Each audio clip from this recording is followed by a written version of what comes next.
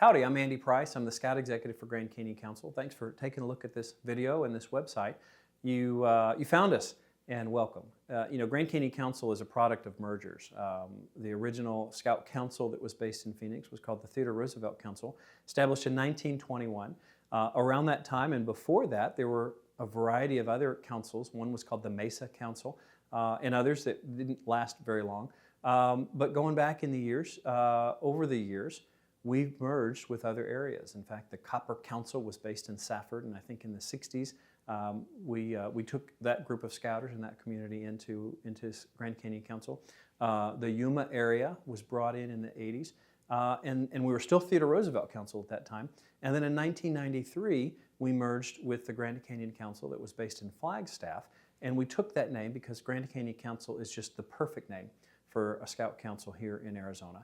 And as we look to the future, we anticipate more mergers, and we are excited to bring in more Scouting communities to join us in what we're doing, in helping young people discover their best selves and have these life-changing experiences.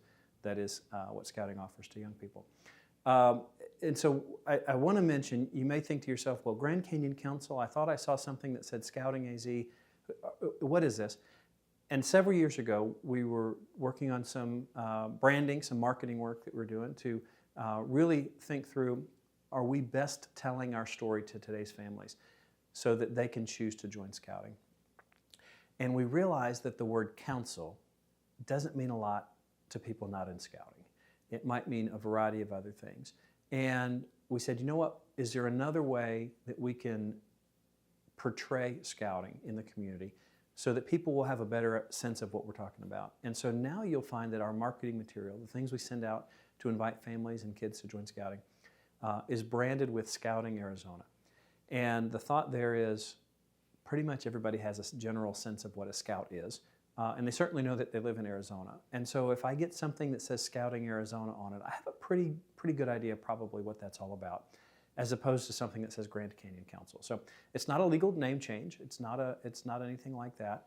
We are Grand Canyon Council and based right here in Scottsdale, but a lot of our material, particularly outward-facing material, is branded with Scouting AZ. And so when you see that, you'll know what that is. It's us, and it makes a lot of sense when you think about it. So one of the challenges we face with serving a very large territory that's getting larger is it takes a long time for people to travel for things like Roundtable or other in-person activities or meetings.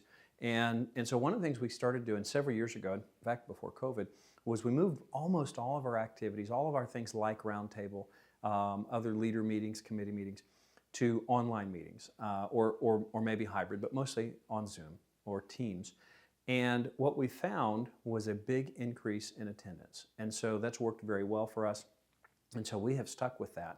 You can imagine if I'm asked to attend a meeting to drive from Flagstaff to Phoenix, or even from one side of Phoenix to another, it just doesn't make a lot of sense. And so we've moved almost everything to online, and that's worked very, very well. We realize, though, that there's a social element to being a Scout leader. And when we do things online, we lose that social element. And so one of the things that we've been very strategic about is multiple times throughout the year, we'll host an event. We've kind of called them homecomings in the past, where, hey, you know what? Most throughout the year, training's online. Things like a Roundtable or other leader supplemental programs are online. But 2 or 3 times a year, we're going to put a bunch of stuff on a Saturday and encourage people to come in person. And we're going to pack it for a big full day to make it worth everyone's while to participate. And that gives folks the opportunity to participate in person and get to know their neighbors, and we've gotten good feedback on that. So look for those activities. They occur typically 1 or 2 in the spring, 1 or 2 in the fall, just sort of depending on what's going on. Everything is on our council website, on our council calendar at scoutingaz.org, and I would encourage you to take a look there.